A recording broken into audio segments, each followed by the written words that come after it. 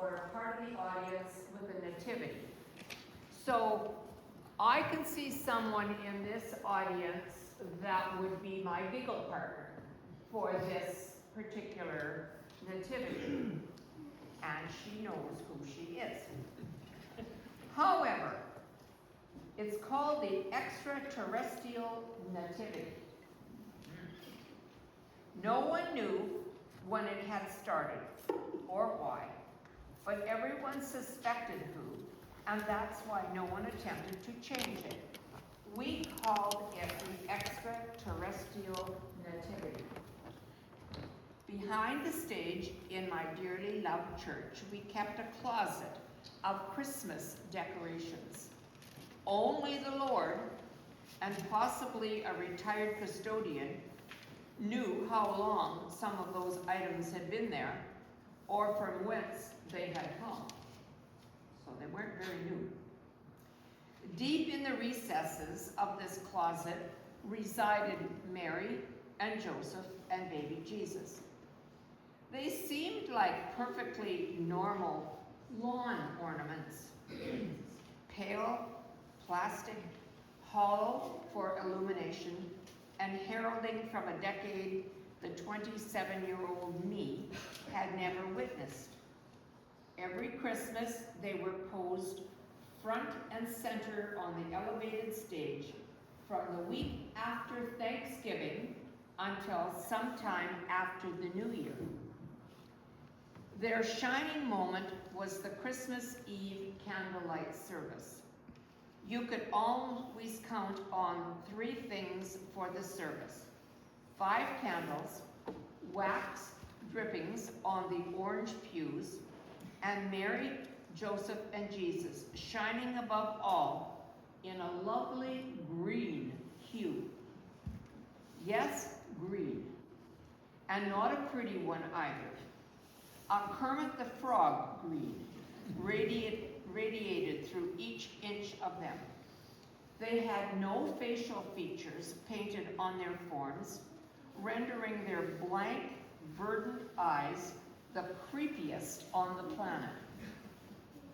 My favorite part of the service was when everyone left and we unplugged the figures.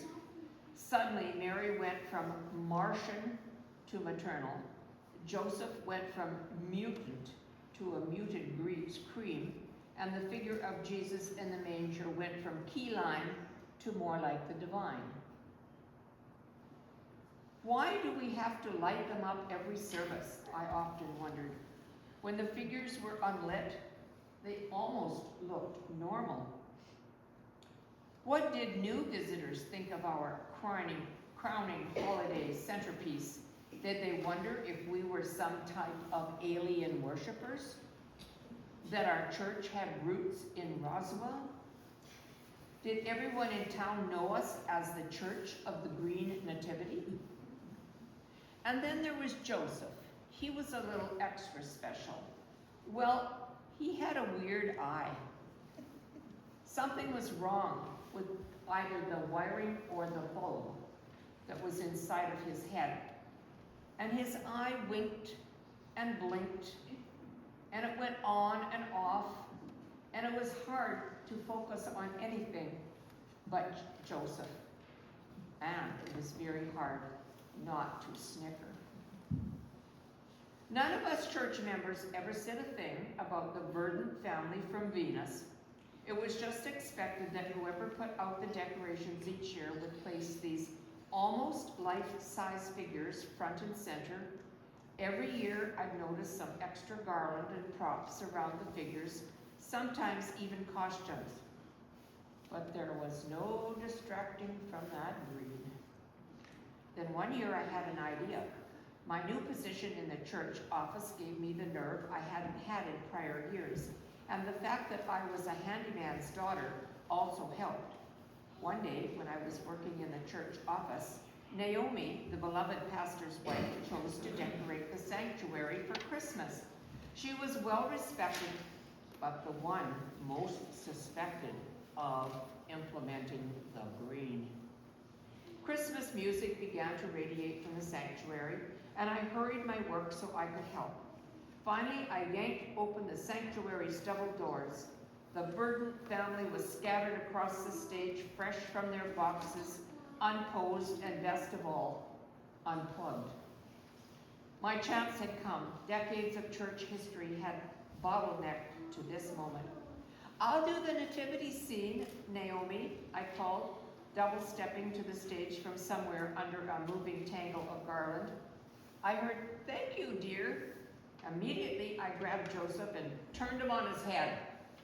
In a minute, the family was void of wiring, and I had 3 light bulbs in my hand. "That's why they glow green," I said, holding a light bulb before my face, like the Lord of the Rings Gollum finally getting his hands on the ring of power. It's not strange that they're green. These bulbs are green. Someone put green light bulbs in the nativity characters. Naomi came up behind me and now looked over my shoulder at the perpetrator. Immediately, I regretted what I had said, in case she had heard. "I don't know who thought that was a good idea," she said. My stiffness eased. "Then you don't mind if I go and find regular light bulbs?" "Please do." Off I sprinted for the utility closet. In 5 minutes, Joseph, Mary, and Jesus were restored to almost human representation. When the office staff gathered to admire the decorations later that afternoon, we all felt as if we turned a corner in church history. It was a new era. A new light had dawned. By the time I was at church, word had spread. I had people taking me aside by the elbow and whispering, "Thank you." "My pleasure," I said, grinning. They never knew that the person they thought was insistent on green was just as glad as we were to have it gone. The history of the ghastly glow remains unexplained, but the Nativity's future is bright. And that's because when I replaced the light bulbs, I made sure no one would ever use those green bulbs again. "Merry Christmas to all," I said from within the utility closet, "and to all a white light."